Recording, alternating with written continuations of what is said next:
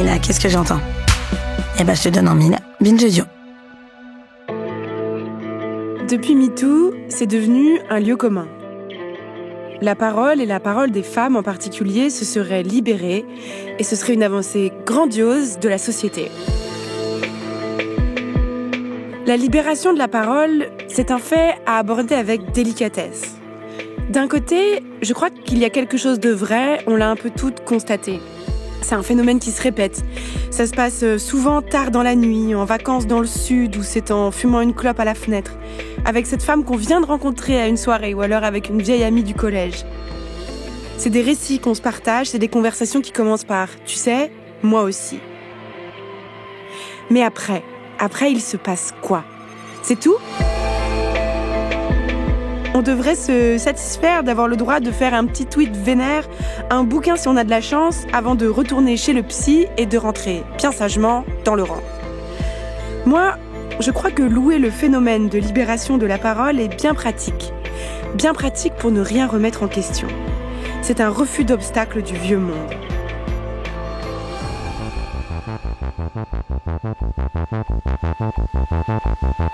Louer la seule libération de la parole, ça permet de faire peser la responsabilité sur les victimes de s'absoudre des crimes qu'elles n'ont pas commis. La société qui a échoué à les protéger, les témoins qui ont eu trop peur ou qui ont été trop lâches pour agir, les complices silencieux et les agresseurs, bien sûr, tout cela, non, on leur demande rien, ils ne doivent pas rendre de compte, tout ça n'a pas d'importance pourvu que les victimes, elles, se libèrent. C'est un peu comme un confessionnal magique. Il suffirait de dire les choses pour que plus rien ne soit grave et surtout que rien ne change. Est-ce qu'on serait pas un peu en train de se faire avoir avec cette histoire de libération de la parole, mes très chers amis ? La parole, libère-t-elle vraiment ? Une parole libre, au milieu d'un monde qui fait semblant d'écouter. Est-elle une prison plus douillette que celle du tabou ? Nos silences ne nous protégeront pas, écrivait l'afroféministe Audre Lorde. Et leur silence à eux, les silences des puissants, les silences du vieux monde, comment est-ce qu'on fait pour qu'ils arrêtent de les protéger ?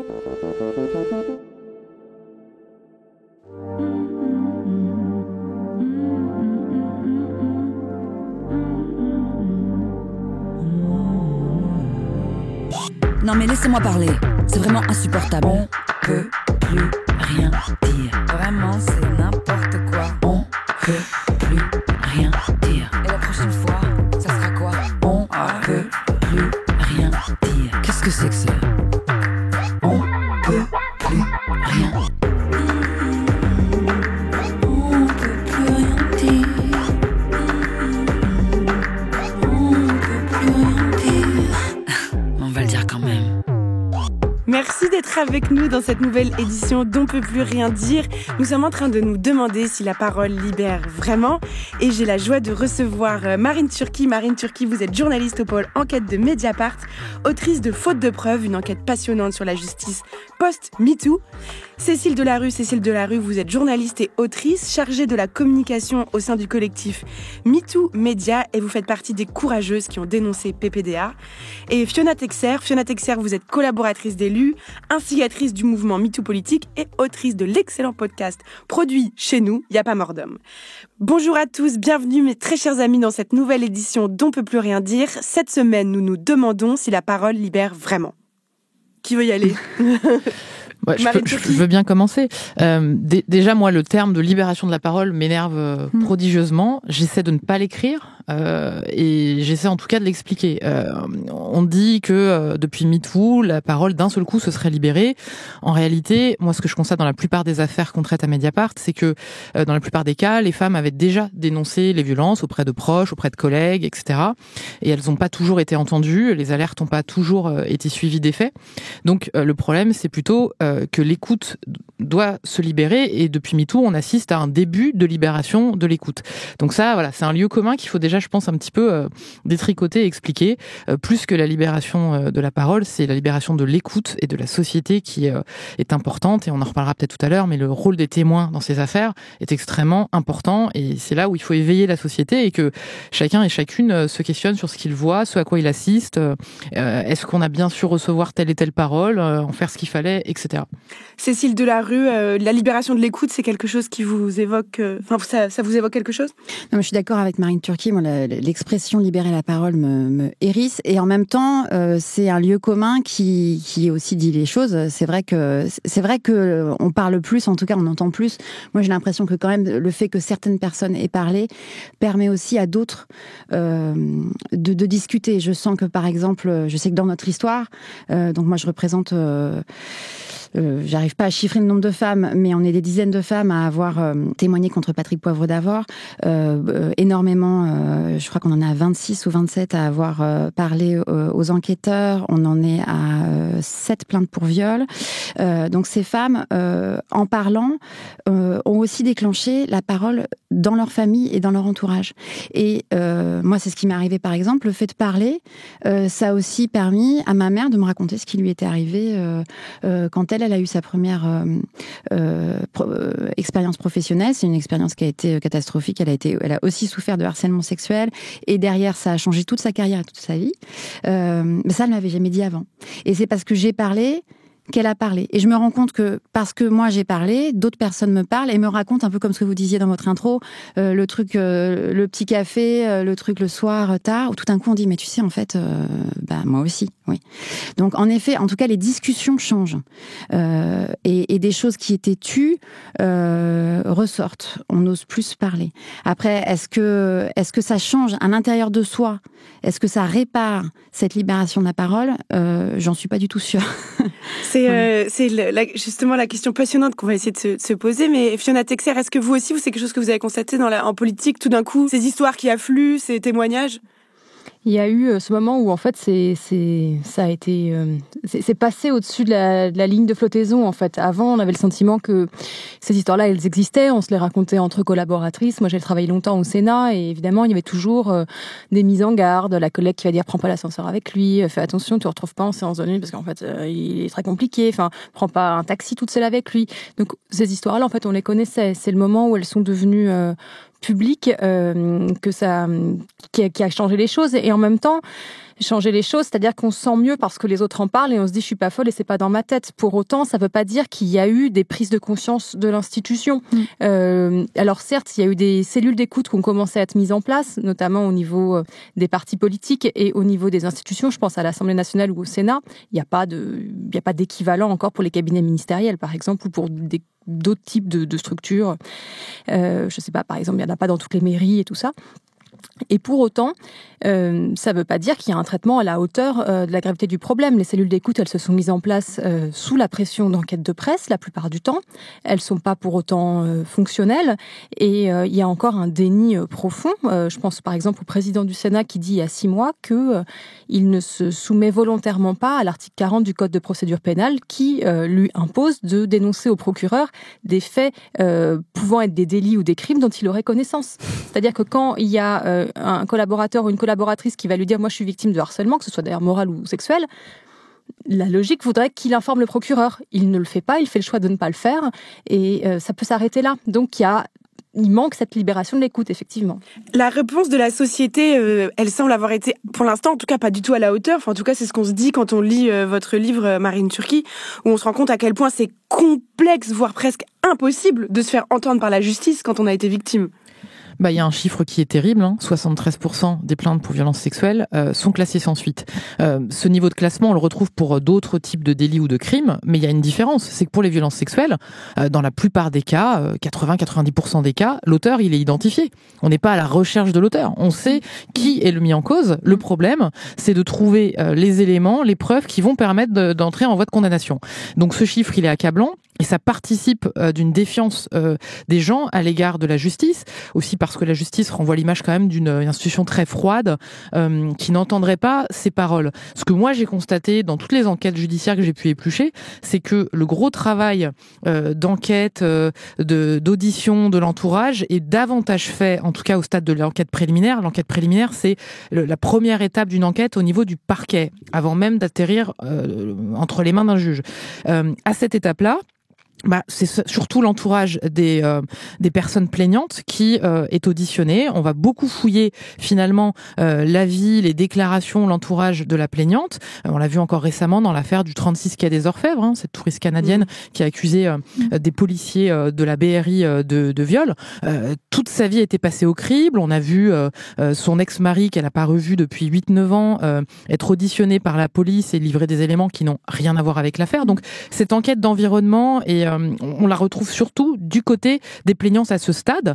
Du côté des mis en cause, ça va être fait davantage en fait au niveau de l'instruction. Mais encore faut-il arriver à cette étape. L'instruction, quand il y a un juge qui est désigné... L'instruction, ça veut dire que les policiers ont communiqué les éléments à un juge d'instruction et on dit OK, on continue l'enquête. Ça veut dire qu'après l'étape du parquet, il y a un juge indépendant, au statut indépendant, qui est saisi de l'affaire, avec donc des moyens d'enquête plus importants, avec un moyen d'accéder au dossier pour les deux parties. C'est un deuxième niveau d'enquête. C'est un deuxième niveau. Il faut savoir que, comme je le disais, 73% des plaintes sont classées à l'étape du parquet. Donc c'est un premier filtre énorme. Si vous arrivez jusqu'au juge, là il y aura un peu plus de moyens d'enquête. Mais je vais donner un exemple très concret. On en parle souvent, les expertises psy. Les expertises psy, les plaignantes, ils sont soumises automatiquement. Officiellement, c'est pour ça veut dire si demain je vais porter plainte pour viol, je vais être soumise à une expertise psy. Voilà, exactement. Et cette expertise psy, officiellement, elle sert à voir l'éventuel traumatisme, les effets sur la victime des potentielles violences qu'elle a subies. Mais en fait, il y a aussi un non dit sur cette expertise psy, c'est que en fait c'est aussi pour l'air de rien vérifier un peu la crédibilité de la victime, et c'est l'éternel soupçon du mensonge, on va sans doute en parler. Les mis en cause, eux, à ce stade de la préliminaire, c'est très très rare qu'ils soient soumis à cette expertise psy. Donc du coup l'effet il est terrible, c'est que la plaignante a l'impression que on va lui faire une deuxième audition, en plus on lui dit vous allez aller voir un psy, donc dans l'imaginaire un médecin, il y a de la bienveillance, il y a de l'écoute, etc. Et en fait on va essayer de voir là aussi s'il y a des contradictions. Qu'est-ce qu'elle dit dans ce moment-là. Donc ça fait partie de cette défiance, et effectivement la réponse de la société et donc d'une institution comme la justice n'est pas à la hauteur. Et il s'agit pas juste de dire tous les policiers sont nuls, les magistrats sont tous sexistes. C'est plus compliqué que ça. Ils n'ont pas de moyens non plus pour pouvoir mener leurs enquêtes. Ils peuvent pas aller chercher d'autres victimes dans les affaires. Ils n'ont pas le temps de recevoir correctement les plaintes. Après il y a aussi, on va en parler, des préjugés sexistes énormes qui continue quand même d'alimenter encore des tas de PV d'audition qu'on peut voir. Et c'est pas juste les policiers, c'est aussi les magistrats et les magistrates. Il y a un grand nombre de stéréotypes qui sont plaqués sur ces dossiers, et nous on le voit à Mediapart quand on épluche ces dossiers. On voit des questions hallucinantes, on voit des manières de poser les questions qui sont empreintes de préjugés et qui aussi méconnaissent les effets des violences et le phénomène des violences sexuelles. C'est là où il y a une marge de progression qui doit être faite. Il faut former, il faut donner plus de moyens, et à un moment donné, il faut que la société globalement combatte tous ces préjugés sexistes qui imprègnent quand même toutes ces auditions, et qui sont aussi le fait de femmes, il faut le dire. Il y a des préjugés qui imprègnent tout le monde. Moi j'ai vu par exemple dans l'affaire Georges Tron, l'ordonnance de non-lieu est complètement dingue. Il y a des préjugés qui imprègnent les questions, qui imprègnent les conclusions. Si telle plaignante avait une vie sexuelle très libérée, si l'autre était bisexuel, si l'autre encore buvait beaucoup d'alcool. Encore aujourd'hui, il y a ce soupçon de toujours, si tu aimes coucher avec des mecs, tu vas aimer te faire violer. C'est par exemple le cas dans l'affaire du 36 quai des Orfèvres dont je parlais. C'est-à-dire que quand même, on explique qu'elle avait bu, donc au lieu de considérer ça comme une circonstance aggravante... qu'elle était vulnérable, qu'elle n'était pas en pleine possession de ses moyens. Exactement. Eh bien, en fait, on va considérer que c'était open bar pour les policiers de tenter des choses. C'est ce type de préjugés qui sont encore vivaces, et en fait c'est la loterie. C'est-à-dire que vous pouvez tomber sur un policier ou une policière ou un magistrat, une magistrate qui aura pleinement compris les phénomènes des violences sexuelles, les conséquences, les réactions possibles des victimes, etc. Et vous pouvez tomber sur d'autres qui en fait vont continuer d'être imprégnés de ces préjugés, parce qu'en fait on est tous des individus, des humains avec une éducation, et on est imprégnés de tout ça. Cécile Delarue, donc vous êtes avec nous, et vous faites partie des courageuses qui ont dénoncé PPDA, et vous avez déposé plainte contre lui. Comment ça s'est passé pour vous, justement, ce parcours policier judiciaire ? Aujourd'hui, d'ailleurs, ironie tragique de l'histoire, c'est lui maintenant qui a redéposé plainte contre vous pour dénonciation calomnieuse. Comment vous vous sentez ? Comment je me sens là tout de suite. pas super contente de me retrouver à devoir, après avoir beaucoup réfléchi avant d'aller parler et même de déposer plainte, de me retrouver avec une plainte contre moi et contre d'autres personnes et de devoir réfléchir ensemble il faut trouver un avocat, il va falloir dépenser de l'argent. Enfin, c'est pas du tout. Moi, mon rapport avec cette plainte. Ça s'est passé en fait avec la première plainte, celle que j'ai déposée. Il a été en plusieurs étapes. J'ai d'abord entendu Florence Porcel, j'ai entendu qu'elle avait porté plainte. Je savais depuis longtemps qu'il y avait un énorme problème avec cet homme. Je savais depuis moins longtemps que ma voisine de bureau avait été violée par cet homme. Donc quand j'ai lu la plainte de Florence Porcel, je l'ai évidemment cru tout de suite parce qu'il y avait beaucoup de choses qui ressemblaient beaucoup à ce que je savais déjà et qui n'était pas public. Donc j'ai décidé tout de suite d'aller parler à la police. Et je dis bien tout de suite, c'est vers ça tout de suite que j'ai essayé d'aller parce que moi par exemple quand il y a eu le MeToo, j'étais aux États-Unis à l'époque, j'habitais en Californie. J'ai fait un post, alors, c'était pas sur Twitter, c'est parce que j'étais pas trop sur Twitter, c'était sur Facebook. J'avais raconté sur Facebook ce qui m'était arrivé, l'agression sexuelle que j'avais, le harcèlement sexuel de cet homme, et j'en avais déjà parlé, mais c'était compliqué d'en parler parce que j'avais pas donné le nom, par exemple, parce que je ne voulais surtout pas qu'on sache. Qu'on puisse penser que je disais ça pour faire mon intéressante ou pour il y avait tout le truc de attention, il faut pas lancer un tribunal médiatique, il faut pas faire la chasse aux sorcières, faire très attention. Donc j'étais tout de suite allée voir quand il y a eu la plainte de Florence Porcel, je suis tout de suite allée voir, je me suis tout de suite tournée vers la police et ça s'est bien passé. J'ai été accueillie très bien. Je pense que c'est le cas de la plupart des femmes dans cette histoire. Pas toutes, mais la plupart. On a été entendues. Il y a eu des questions qui n'ont pas été toujours très malines, mais voire choquantes. Je crois qu'il y a un des enquêteurs qui a demandé à une des personnes qui accusait de viol si elle avait joui. Ça, c'est pas possible. Mais en tout cas, ça ressemblait plus à une écoute suite à la libération de la parole. Est-ce que vous êtes d'accord pour nous dire ou nous raconter ce qui vous est arrivé, vous, quand vous travailliez à TF1 avec PPDA ? Oui, pour moi c'est simple. Ce que j'ai essayé de vous expliquer un petit peu avant, ce qui est plus compliqué, c'est que justement quand on se retrouve à être victime, j'aime pas ce mot, mais bon, en tout cas de dénoncer quelque chose et de le dénoncer publiquement, on se retrouve après systématiquement à devoir le raconter des milliards de fois, et c'est pas forcément très drôle. Moi, en l'occurrence, je parle juste de harcèlement sexuel. Donc moi j'étais dans un ascenseur, je travaillais à TF1, on m'avait prévenu exactement comme Fiona l'expliquait un petit peu avant, on m'avait prévenu des tonnes de fois qu'il fallait absolument faire attention à pas se retrouver en sa présence. On m'avait dit, est-ce qu'il te l'a fait ? C'est un des premiers trucs qu'on m'a dit quand je suis arrivée à la rédaction. Et donc, dans un ascenseur, il m'a demandé, j'avais 22 ans, il devait en avoir, je sais pas, 30 de plus, si j'étais fiancée, si j'étais mariée, si j'étais fidèle. Et ça m'a... ça me semble... ça me semble à la fois ridicule et en même temps ça m'a complètement paniquée à l'époque.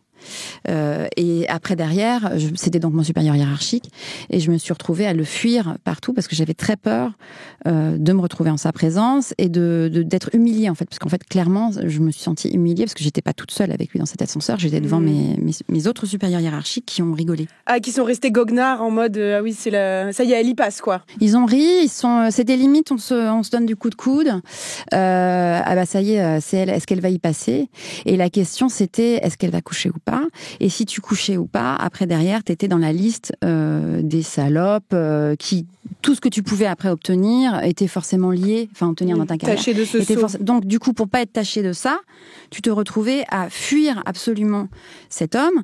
Donc ne pas aller, par exemple, moi j'allais plus aux conférences de rédaction du 20h, qui sont un endroit de pouvoir. En fait, c'est l'endroit où on décide qui va où, qui fait quoi. Les filles de ma génération n'allaient plus dans cet endroit-là. Quand vous racontez ça, là, le fait que justement les filles de votre votre génération, vous alliez plus au conf de rédac du 20h, etc. Moi, ça me fait penser à ce concept que brandissent les réacs de cancel culture.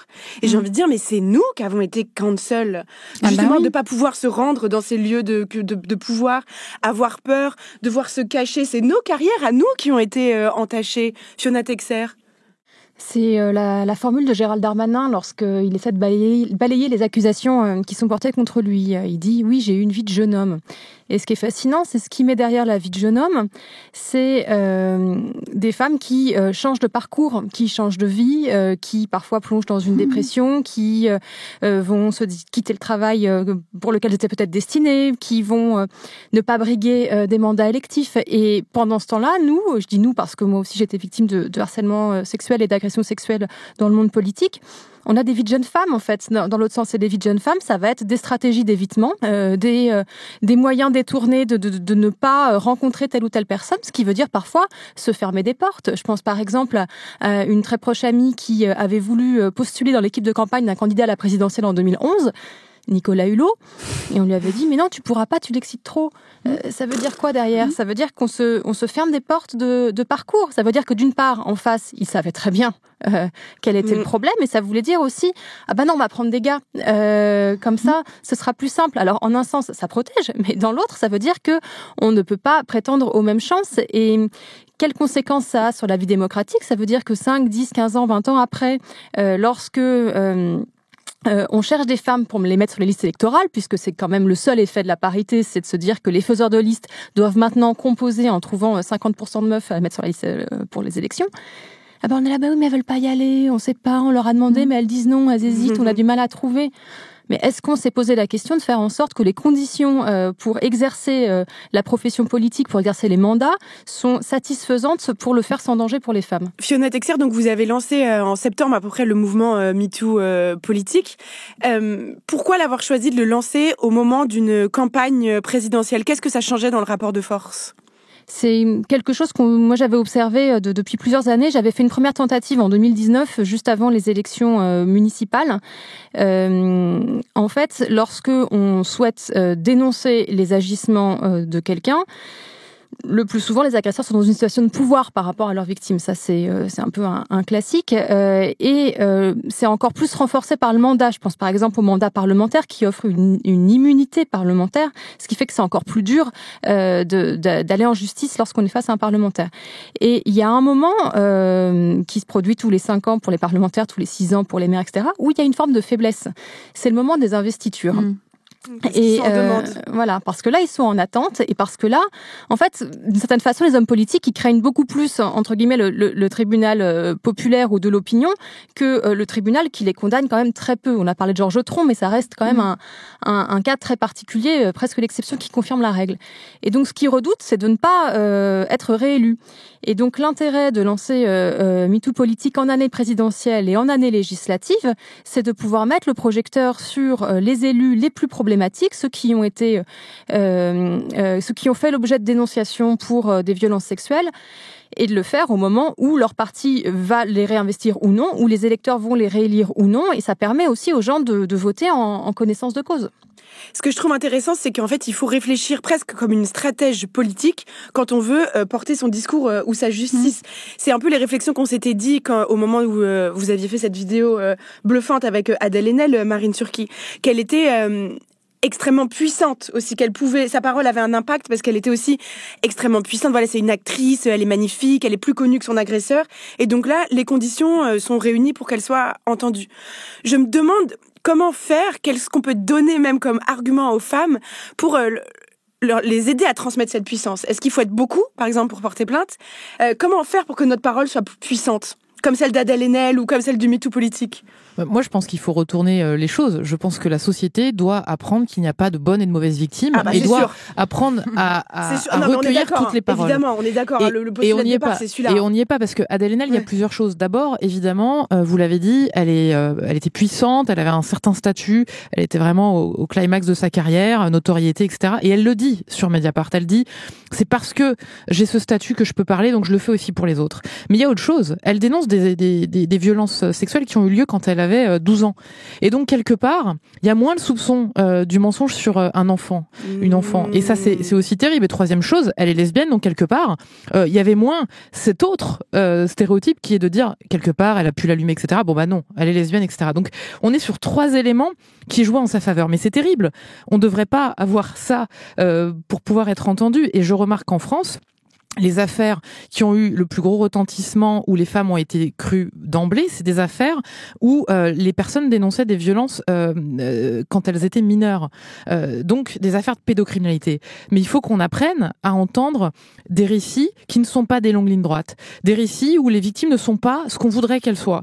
Il y a tout un tas de personnes victimes. D'ailleurs, c'est pour ça qu'on ne devrait pas dire les victimes comme un groupe, un bloc où tout le monde est pareil et tout le monde réagit pareil. Moi, je le dis dans le livre. Il faut parler des personnes victimes et il y en a qui veulent d'ailleurs ce statut de victime, il y en a d'autres qui le rejettent, qui n'aiment pas ce mot, il y en a qui n'ont pas envie que toute leur vie on les ramène à ça, il y en a d'autres qui veulent que l'agresseur en prison, d'autres non, il y en a qui veulent un name and shame, d'autres non. Enfin voilà, donc il faut apprendre à recueillir toutes ces paroles, à ne pas juger en fait des choses qui sont périphériques sur les vies dissolues ou pas des personnes.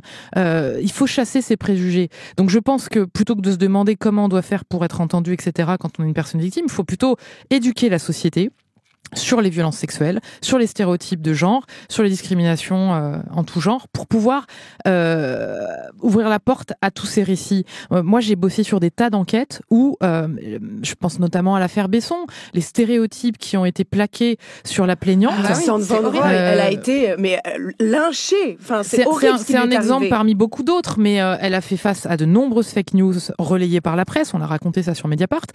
Et du coup, une fois que vous êtes frappé de ce préjugé, alors elle, c'était en gros l'accusation de finalement, elle n'a pas eu un rôle, donc elle s'est vengée.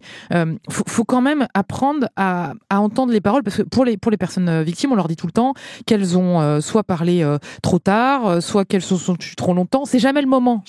C'est jamais le bon moment quand elles parlent, c'est jamais la bonne manière. On leur dit qu'elles auraient pas dû faire comme ci ou comme ça. Si elles vont dans les médias, on leur dit c'est pas ici que ça se passe. Elles veulent se faire de la pub. Si elles vont voir la justice et que c'est classé, qu'est-ce qui se passe ensuite pour elles? Donc c'est jamais le bon moment, c'est jamais la bonne manière. Donc je crois qu'il faut renverser le prisme et éduquer la société dans son ensemble, dès le plus jeune âge aussi, sur les stéréotypes de genre, sur les violences sexuelles, pour enfin accueillir toutes ces paroles.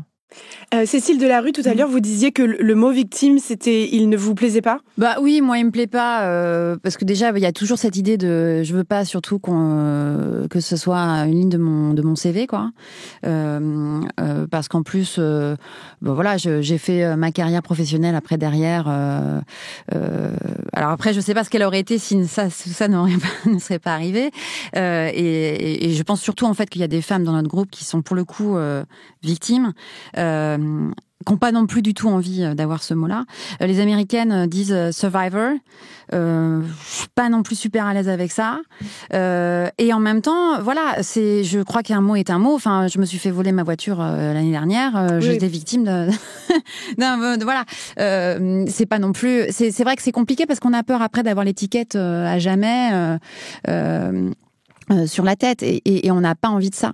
Après, je pense qu'en vrai, si on regarde bien et plus on parle, on se rend compte qu'on a tous été plus ou moins victimes. Et moi, je dis souvent, je pense que si on voulait vraiment montrer le problème dans lequel la société et la société française est en ce moment, et surtout le problème des femmes, c'est si on osait toutes aller porter plainte. On a toutes été victimes de harcèlement sexuel. Ou d'agression sexuelle. Il y a quand même quasiment toutes les femmes françaises qui ont pu avoir subi quelque chose. Si elles osaient toutes aller au commissariat ou à la gendarmerie du coin pour aller dire voilà, il m'est arrivé ça, on serait dans une situation complètement catastrophique parce que techniquement, il n'y a pas l'argent et le temps pour accueillir tout ça. Même s'il y a un effort.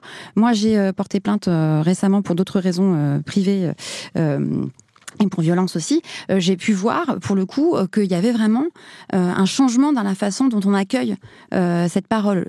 Après, c'est un petit peu... les mecs ils savent pas trop comment faire, ils sont un petit peu paumés, ils essaient de faire attention et tout, mais il y a une volonté. Il faut essayer de saisir ce truc-là pour que ça change. Et puis peut-être aussi, il faut qu'on s'éduque et qu'on éduque les gens autour de nous, non seulement à libérer la parole, mais surtout à comment porter plainte.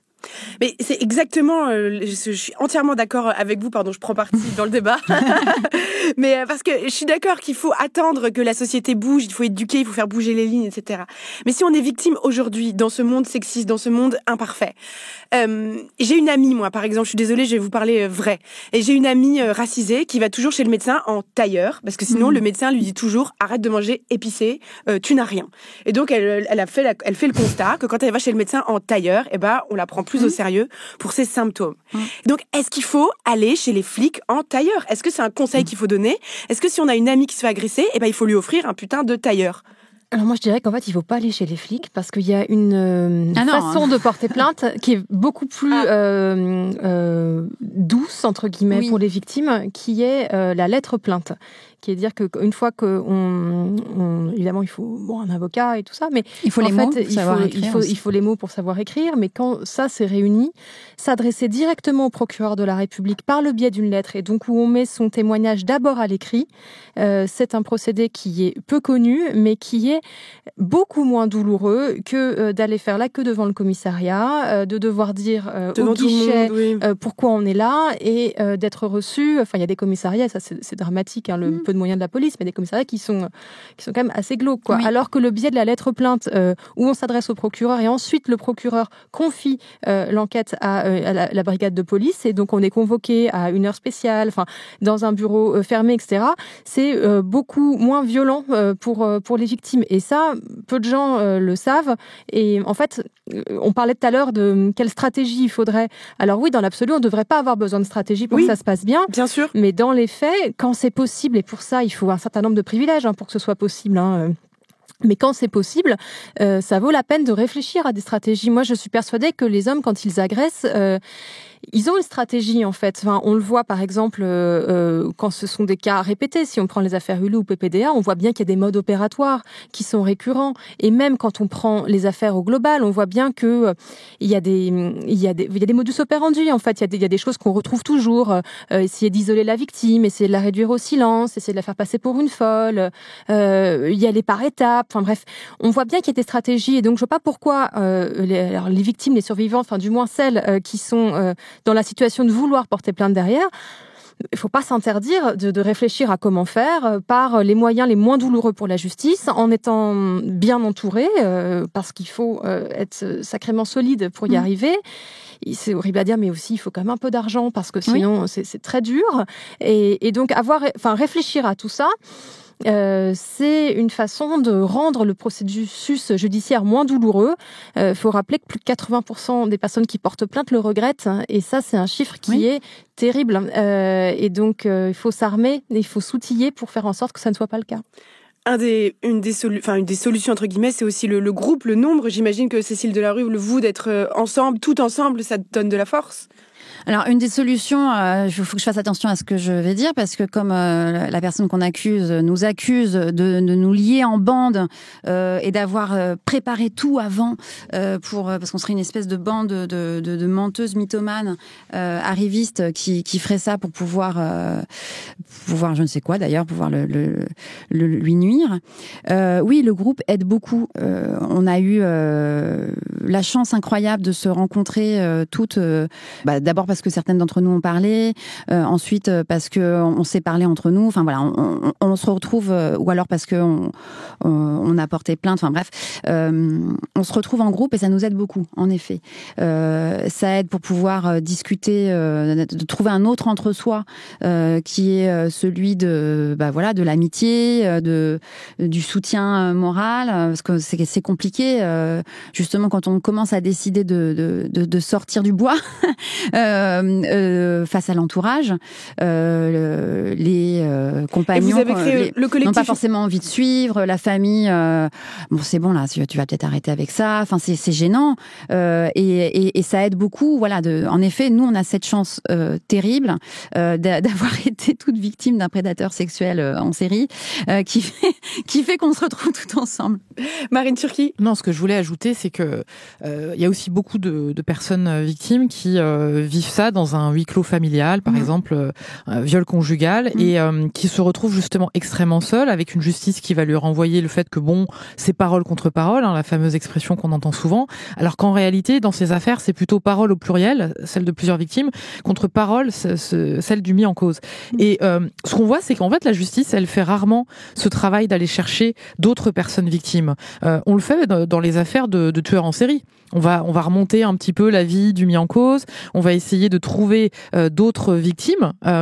Et en réalité, les agresseurs sexuels ou les violeurs sont aussi, la plupart du temps, des agresseurs en série, mais on fait pas ce travail de remontée. Et pourquoi c'est important ? C'est qu'en fait, évidemment, dans ces affaires où la matérialité, les preuves sont difficiles parfois à faire émerger, c'est la multiplication des témoignages qui va permettre de faire émerger une forme de vérité judiciaire. Mais je rejoins ce qu'a dit Cécile Delarue, c'est qu'en fait, souvent, quand plusieurs personnes vont rentrer en contact pour essayer de dénoncer les faits en même temps, ou d'aller ensuite témoigner, comme dans l'affaire PPDA, pour soutenir la plaignante en disant « moi aussi j'ai vécu la même chose », ça se retourne en accusation de complot, une accusation que nous, médias, on voit dans toutes les affaires. La plupart des réponses du mis en cause sont souvent les seules réponses, c'est que quand même tout ça n'est qu'un complot. Moi je l'ai vu dans une affaire que je raconte dans le livre, qui concerne un petit groupe de jeunes hommes d'anciens scouts qui ont été victimes, qui disaient avoir été victimes du même homme, et en fait une parole a débloqué une autre. Et c'est souvent le cas, c'est qu'il y en a un qui ose porter plainte et les autres, en soutien, en solidarité, vont aller témoigner, et du coup le mis en cause va dire « regardez, c'est un complot ». Et il faut savoir que dans cette affaire-là, justement en l'occurrence, cet argument, il a quand même été entendu par la justice. Donc d'un côté, quand il y a qu'une personne qui dénonce des faits, on dit on sait pas, c'est parole contre parole, et quand il y en a plusieurs, l'argument du complot, de la concertation va émerger rapidement, alors même que c'est assez logique, notamment quand les affaires sont médiatisées, que quand à un moment donné une personne dénonce des faits, d'autres vont venir en soutien. Et dans l'affaire PPDA, c'est exactement ce qui s'est passé. Après la plainte de Florence Porcel, beaucoup de femmes se sont dit elle est accusée de mentir, on ne la croit pas, elle est toute seule, nous on sait que nous, on a vécu la même chose, donc on va aller déposer ce témoignage, cette petite pierre. C'est important quand même. Tout à fait. Je suis contrainte de vous interrompre une petite poignée de secondes. On se retrouve juste après cette toute petite pause.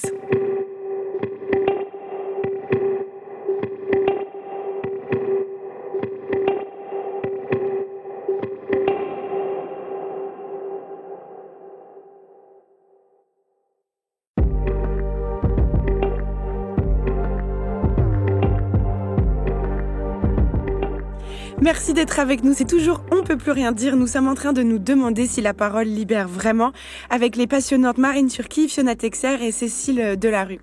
Cécile Delarue, je me tourne vers vous à nouveau. Il y a un aspect du poids de la parole que vous venez d'évoquer. C'est aussi les conséquences dans sa vie à soi, sa vie privée, auprès de ses proches, auprès de sa famille. Parler, c'est rarement indolore dans sa vie privée. Ça a souvent un impact. Comment ça s'est passé pour vous ? Pour moi, ça s'est plutôt bien passé parce que moi, je parlais depuis longtemps. En fait, ça, je le racontais depuis longtemps. C'est aussi pour ça d'ailleurs que certaines femmes ont parlé avant même que Florence Porcel ait porté plainte. Ça se passe, c'est peut-être un peu plus compliqué au niveau professionnel parce qu'on est sur un cas quand même très très particulier. C'est que voilà, on est toutes, on parle de quelqu'un qui était très haut placé dans les médias, qui avait énormément de pouvoir, qui en a encore énormément. Et moi, je suis journaliste à la télé. J'écris aussi des livres, mais voilà. Donc, clairement, cet homme a du pouvoir sur les gens qui vont pouvoir, oui ou non, m'embaucher. Donc, il y a un peu cette peur qu'il y avait déjà un peu au début de attention, tu vas te griller, fais gaffe. Et c'est parler à l'intérieur qui est compliqué. Et moi, je vois de plus en plus. Après, je me dis si ça a une conséquence réelle après derrière, ça veut dire que vraiment c'est un milieu pourri et qu'il faut que je change, que je change de métier. Mais je pense beaucoup face à cette histoire, aux autres femmes qui peuvent être concernées, et je sais malheureusement qu'il y en a des milliers, aujourd'hui, en ce moment, par les mêmes genres de situations, et qui n'ont pas la chance, j'ai envie de dire, d'avoir été victime de quelqu'un de connu, qui fait que du coup, par exemple, je suis sûre qu'il y a des hommes qui sont prédateurs sexuels, par exemple, dont on ne peut pas savoir, dont les femmes ne peuvent pas, comme c'est pas public, oui, comme c'est pas des hommes publics, elles ne peuvent pas se mettre en lien, en relation. Voilà, nous on a réussi à le savoir parce que les femmes parce qu'il y a une femme qui en a parlé et qu'après derrière voilà. Mais je sais que même quelques mois avant, quand j'avais eu connaissance donc de ce qui était arrivé à ma collègue de bureau et mon amie qui m'avait annoncé qu'elle avait été victime d'un viol, j'avais essayé de parler autour de moi et personne ne voulait parler. Mais je pense, je me dis, les femmes qui travaillent dans des pharmacies, qui travaillent ailleurs, pour elles, c'est d'autant plus compliqué déjà, et encore plus de porter plainte. Parce que ce qu'il faut aussi bien dire, c'est que aller porter plainte, c'est hyper impressionnant. C'est hyper stressant. Et c'est aussi ce qui fait la beauté du moment. C'est même un moment quand même, voilà. Mais on a peur. On a peur de dire, de mal parler, de mal être entendu. Et puis après derrière, en plus, ça peut se retourner contre vous. Donc, oui, c'est sûr. D'où l'excellent conseil de Fiona de se renseigner sur la lettre plainte. On le mettra en ressources en description de l'épisode. J'aimerais revenir sur un extrait. Donc, vous connaissez Sandrine Rousseau, femme politique écolo, qui a consacré un livre qui s'appelle Parler à l'affaire Denis Baupin. Denis Baupin, on s'en souvient, c'est une ancienne figure d'Europe Écologie Les Verts, accusée d'agression sexuelle. Et dans ce livre, Sandrine Rousseau revient sur une toute petite conséquence qui peut paraître anecdotique du fait qu'elle ait pris la parole. C'est le changement de comportement de ses collègues, des hommes qui lui sont proches, et c'est les petites blagues qu'elle se prend en mode si je te tiens la porte, tu vas me faire un procès.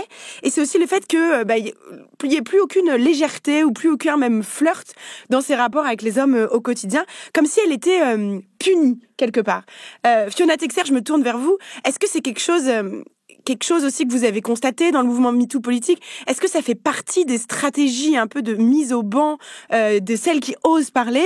On les extrait de la féminité un peu fun, quoi. Complètement. Et ça a eu des effets évidemment sur Sandrine Rousseau, qui était une de celles qui ont parlé, mais ça a eu des effets en fait sur beaucoup de femmes dans cette famille politique à laquelle j'appartenais à l'époque. Moi, je me souviens que la semaine après la dénonciation, il y a eu un homme qui m'a dit dis-leur, on était entouré d'autres hommes, que moi je suis pas comme Denis. Il y avait ce besoin de venir se justifier, de me prendre à partie.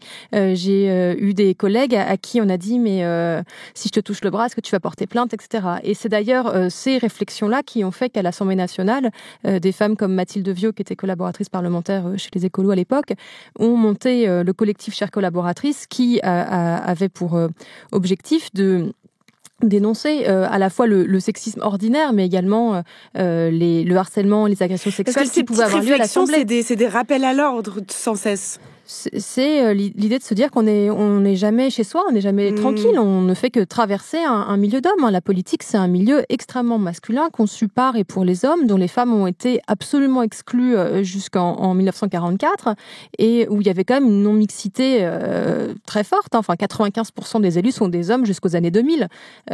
Donc ça fait à peine 20 ans que les femmes sont entrées en politique, et celles qui osent pénétrer le monde politique, ça ne se fait pas sans rappel à l'ordre. C'est ça.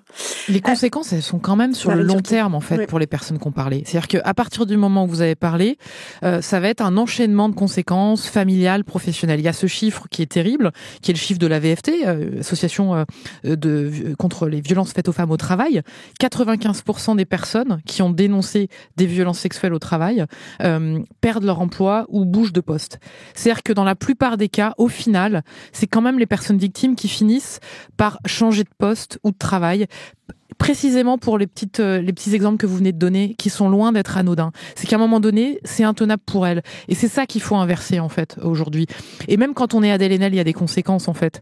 Si sur le moment, on peut se dire, waouh, quelle parole, que la presse est unanime, sur le long terme, Adèle Haenel le raconte dans mon livre, avec sa famille, c'est compliqué, le travail, c'est compliqué. Donc même quand on est Adèle Haenel, il y a des conséquences. C'est jamais sans conséquences. Et ça a des effets sur les trajectoires familiales, professionnelles, personnelles.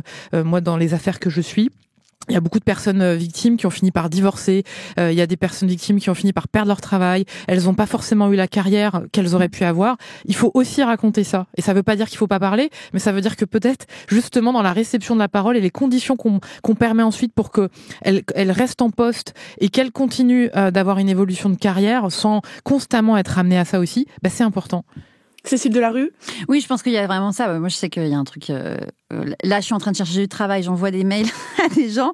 Je sais que le premier truc qu'ils vont faire, c'est qu'ils vont googler mon nom. Le premier truc qu'ils font quand tu me googles mon nom, c'est que tu tombes sur des articles pourris de Voici qui dit qui est Cécile Delarue, l'accusatrice de Patrick Poivre d'Arvor, avec des selfies immondes que j'ai pu faire, voilà, alors que ça fait 20 ans que je travaille et que voilà que j'ai écrit des livres. Enfin, j'ai fait plein de choses, des documentaires et tout. J'ai pas du tout envie d'être retenue pour ça. Donc oui, je pense qu'il y a deux choses aussi qui se passent, c'est qu'il y a à la fois le système qui a pas envie d'entendre, qui comprend pas tout ça et tout, et puis il y a aussi nous-mêmes à l'intérieur de nous-mêmes qui changeons. Et alors on le constate aussi dans notre groupe, il y a une avalanche de divorce, changement de vie professionnelle, mais je pense que c'est aussi en fait, il y a un déclenchement, et où tout à coup, en fait, tu te mets à voir à quel point il y a rien qui va.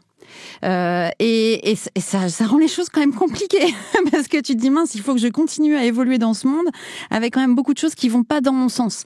Et tu te rends compte aussi à quel point vraiment c'est pas marrant d'être une femme aujourd'hui encore. Mais je me permets de faire aussi moi aussi une petite confidence. Donc à côté avant de faire On peut plus rien dire, j'ai écrit un podcast qui s'appelait Qui est Miss Paddle, où je racontais une relation abusive. C'était même pas encore question de violence sexuelle, juste de la brutalité dans l'intime. Et j'ai fait ce même constat. Dès que je me retrouvais après dans un contexte de séduction ou un contexte un peu amoureux, je me prenais le backlash. Et le backlash, en fait, il est dans la vie intime, en disant ah ben non, je vais pas sortir avec toi, tu vas faire un podcast sur moi. Bon bah si je t'embrasse, jure-moi que tu feras jamais un podcast sur moi. Enfin, il y avait c'est réel en fait tout ça. Et c'est dans notre vie tous les jours. Celle qui ose parler le paye cash. Voilà, c'est je voulais partager. C'était pas une question, c'était un partage d'expérience. J'aimerais revenir sur le côté plus sociétal, politique. On le voit depuis MeToo. Il y a eu par exemple Sandra Müller qui était l'instigatrice du mouvement Balance ton porc, qui a été condamnée en diffamation en première instance. De nombreuses voix s'élèvent pour dénoncer le tribunal médiatique, l'opprobre des folles, etc. PPD a fait la une quand même de Paris Match avec écrit sa vie de paria en couverture. Est-ce qu'on peut parler d'un backlash contre le féminisme aujourd'hui ? Je crois qu'à chaque Marine Turki, à chaque avancée de 2 pas, il y a un backlash d'1 pas en arrière. Alors, vous allez me dire, on avance du coup toujours d'1 pas, mais c'est quand même un backlash. Moi, je me souviens de la une du Parisien sur Gérard Depardieu, qui était au même moment quand même visé par une plainte pour viol en 2018. Le formidable Gérard, ou l'incroyable Gérard, enfin bon, Monsieur Gérard quoi. Donc ça, c'est quand même en France, c'est la meilleure blanchisseuse quand même. C'est-à-dire que vous êtes Woody Allen, vous n'êtes pas diffusé aux États-Unis, vous allez en France. La liste est interminable. Et je crois que c'est terrible de pas pouvoir en fait dire les choses. Par exemple sur Polanski, on a le droit de mettre sur la table des témoignages, il a le droit de répondre, etc. Mais je crois que l'accusation de censure qui est souvent faite aux personnes qui dénoncent des violences, moi je la mettrais plutôt dans l'autre sens. C'est que au nom de quoi on devrait taire, par exemple sur Polanski, les témoignages qui l'ont visé, la condamnation qui a été la sienne dans l'affaire Samantha Gamer. Non, pourquoi on censurerait ces témoignages et ces voix ? Moi, je suis pas du tout pour qu'on censure son film, mais je suis pour qu'on dise d'où il parle et que lui-même, dans le dossier de presse de son film, d'ailleurs, dans le film J'accuse, il dit que en fait les phénomènes, je cite, de persécution qui sont à l'œuvre dans J'accuse, il les a connus, il a été accusé par des femmes, etc. Donc en fait, pourquoi enterrer ça ? Donc je pense que c'est important de pas renverser aussi l'argument de la censure. Mais de backlash, il y en a toujours, et notamment en France. On voit qu'à chaque affaire, ensuite, il y a quelque chose qui nous est rappelé pour ne pas continuer de parler. Et les plaintes en dénonciation calomnieuse, ce sont des leviers judiciaires auxquels ils ont le droit, les mis en cause, d'accéder. Mais il faut aussi les décrypter. Qu'est-ce que ça veut dire ? Quel signal ça envoie ? Ça veut dire aussi taisez-vous dans beaucoup d'affaires. Donc c'est aussi ça le backlash. Et puis je reviens 2 minutes sur l'accusation de tribunal médiatique parce que c'est une autre formule qui moi m'agace beaucoup. C'est qu'en fait, nous journalistes, on fait pas le même métier que les magistrats, que les policiers. Ils ont leur travail sur la dimension pénale. Eux, ils déclarent des coupables. Nous journalistes, on ne déclare pas des coupables. On ne fait que mettre des faits d'intérêt public sur la table. Il faut rappeler que les violences sexuelles, ce n'est pas des faits privés. On n'est pas dans la sphère privée. On n'est pas, comme j'entends souvent, dans des histoires de coucherie ou de petites culottes. On est dans en fait des potentiels crimes et délits Et puis bien au-delà de la dimension pénale, en fait, par exemple l'affaire Gérald Darmanin qu'on évoquait tout à l'heure, ça pose la question du comportement d'un élu avec ses administrés, puisque à minima, ce qu'il a reconnu Gérald Darmanin, c'est à chaque fois 2 relations sexuelles qu'il estime consenties, avec 2 personnes qui étaient venues lui demander de l'aide, l'une pour son dossier judiciaire et puis l'autre pour une demande de logement. Donc est-ce que c'est un comportement pour un élu de se comporter comme ça? Donc ça pose plein de questions et je crois que c'est le rôle des médias de mettre ça sur la table. Et donc voilà, donc le backlash existe peut-être, mais ce travail-là, il doit exister et il faut continuer de lutter contre le tribunal médiatique, qui est quand même une formule paresseuse, qui met dans le même sac les réseaux sociaux, les enquêtes de fond et puis les éditos, ce qui est quand même pas la même chose. On appelle tribunal médiatique la liberté d'expression quand elle nous dérange. Mais ce que je trouve très intéressant dans ce que vous venez de dire, c'est qu'en effet, oui, la plainte en dénonciation calomnieuse, c'est une stratégie dans un rapport de force. Enfin, tout ça, c'est pensé pour silencer les victimes ou leur faire peur, ou pour qu'elles n'osent pas ensuite aller porter plainte. Oui, ce qui est assez marrant dans ce truc-là, c'est qu'en fait, je recherchais l'expression, je sais plus comment on dit sur Twitter, là, les hommes qui se plaignent. Les ouin-ouin. Ouais, les ouin-ouin, voilà. Non, mais on est quand même face à des méga top ouin-ouin. C'est que les gars sont en train de dénoncent des femmes qui seraient dans la victimisation, alors que qui font de la victimisation sur leur propre sort. C'est-à-dire, c'est des pauvres petites choses qui souffrent parce que les méchantes femmes disent des choses contre eux. C'est assez fascinant, quoi. Comment vous travaillez, Marine Turki, quand vous enquêtez sur les affaires de violences sexuelles? Quelles sont vos méthodes? Déjà, il faut préciser qu'en fait, c'est des méthodes d'enquête journalistique qu'on applique pour des affaires comme des affaires de financement. Moi, je travaille sur l'affaire Benalla, sur les financements du Front National. En fait, on fait ni plus ni moins la même chose. C'est-à-dire qu'on a des pistes, on va les couper, on va vérifier. Et donc, contrairement à l'imaginaire collectif qui serait que une victime arrive chez nous, clé en main, tout son témoignage et c'est parti, on publie, c'est pas du tout ce qui se passe. Par exemple, Adèle Haenel, je la rencontre en avril 2019, elle me livre son témoignage, il se passe 7 mois entre le moment où je recueille ce témoignage et le moment où on publie, 7 mois d'enquête où je vais prendre en fait, et je le fais à chaque fois, tous les éléments qu'elle me livre, les dates, les protagonistes, les lieux, je vais tout vérifier, je vais récupérer le maximum d'éléments matériels, parce que contrairement à ce que j'entends souvent, en fait, il y a des éléments. Il y a souvent des messages qui ont été envoyés où les personnes relatent les faits. Il y a parfois des messages avec le mis en cause qui ont été échangés. Il y a des mails, il y a des photos, il y a plein de choses. Donc j'ai fait ça typiquement dans l'affaire Adèle Haenel, mais toutes les autres affaires. Donc on vérifie tout. Et puis à un moment donné, une fois qu'on a contacté tous les protagonistes, qu'on a pris les documents, qu'on a tout ça, il y a le moment donné qu'on appelle le contradictoire. Et c'est pas une phase qui est 24 heures avant de publier. On appelle le mis en cause et on lui dit bon voilà, on a ça. Qu'est-ce que vous en pensez? C'est pas du tout ça. C'est une phase à part de l'enquête qui est hyper importante, qui est nécessaire. Il faut l'expliquer aux personnes victimes. Pourquoi c'est important d'aller chercher la parole du mis en cause, de le confronter à tous les éléments. Ça solidifie l'enquête et puis évidemment c'est normal dans un souci aussi de contradictoire d'équilibre qu'il ait la parole. Donc qu'est-ce qu'on fait? On va voir le mis en cause et on lui dit voilà, on vous demande un entretien, on a un certain nombre d'éléments sur lesquels on veut vous entendre, on veut recueillir votre version des faits. Je dois dire que la plupart du temps, ils refusent. Et on a 2 lignes d'avocats pour dire que tout ça est faux et qui démentent les accusations, mais que ils ne souhaitent pas s'exprimer, soit parce qu'il n'y a pas d'enquête en cours, ou soit parce que justement il y a une enquête en cours, donc ils veulent pas s'exprimer. Donc souvent ils veulent pas s'exprimer. Mais c'est important cette phase-là. C'est pas 2 minutes, c'est des longues questions qui partent. Par exemple pour Christophe Rougia, l'homme qui accuse Adèle Haenel, c'était 16 blocs de questions que je lui ai adressés quand il a refusé l'entretien. Donc c'est un long temps. Et puis une fois qu'on a fait ça et qu'on a obtenu parfois des réponses, on revient vers la personne qui dénonce les violences et on lui dit voilà, là il me dit ça, qu'est-ce que vous répondez? Là il y a peut-être un problème de date, est-ce qu'on peut éclaircir ça? Moi je pense qu'on peut poser toutes les questions, mais il y a un ordre dans lequel les poser.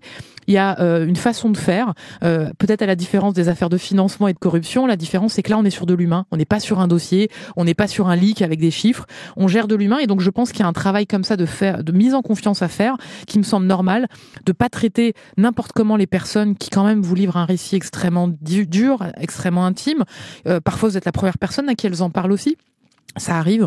Donc c'est un temps long et c'est pour ça que ces enquêtes elles sont terriblement longues et c'est pour ça que les milliers de dossiers qu'on reçoit on peut pas les traiter. On est obligé malheureusement de faire une forme de tri et d'en traiter certaines plutôt que d'autres qui vont finalement raconter quelque chose d'universel. On me dit souvent oui mais alors du coup vous faites que Adèle Haenel parce qu'elle est connue. Bah non, on a fait des tas d'enquêtes sur des affaires de gens totalement inconnus mais qui racontaient des choses et qui sont universelles et je crois que ces affaires elles participent de la prise de conscience conscience collective de la société, pas seulement pour débloquer les paroles des personnes victimes, mais pour débloquer celles des témoins qui vont se dire ah ben oui, là j'ai pas su regarder ça, entendre telle alerte, agir moi-même, et puis aussi peut-être les agresseurs qui peut-être en lisant certains récits vont quand même réfléchir à leur propre comportement. En tout cas, je l'espère. Mais donc ces enquêtes, elles sont longues, elles sont difficiles, et je dois dire que pour peut-être 10 enquêtes qu'on va lancer, peut-être 2-3 vont aboutir et le reste ne vont pas aboutir.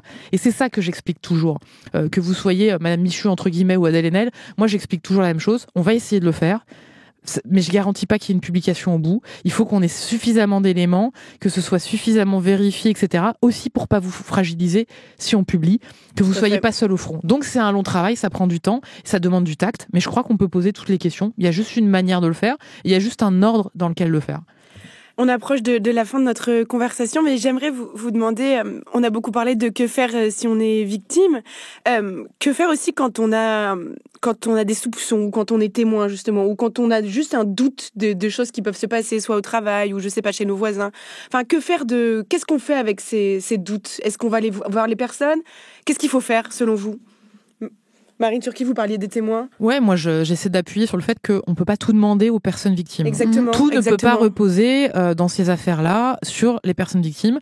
Je crois que c'est à chacun et chacune de savoir accueillir ses paroles, de savoir les entendre. Moi je sais que beaucoup m'ont dit après coup, ça m'a fait réfléchir ce que je vous ai entendu dire sur les témoins, parce que finalement là j'ai telle personne qui m'a livré ce récit et je partais du principe que je pouvais rien faire, que ça me regardait pas, etc. Alors après vous pouvez pas non plus parler à la place des personnes victimes. Donc c'est un petit équilibre à trouver. Déjà, on parlait tout à l'heure de l'article 40. Effectivement, quand vous êtes un fonctionnaire et que vous avez connaissance de potentiels crimes ou délits, vous devez en référer au procureur. Vous devez faire une lettre et alerter, faire un signalement.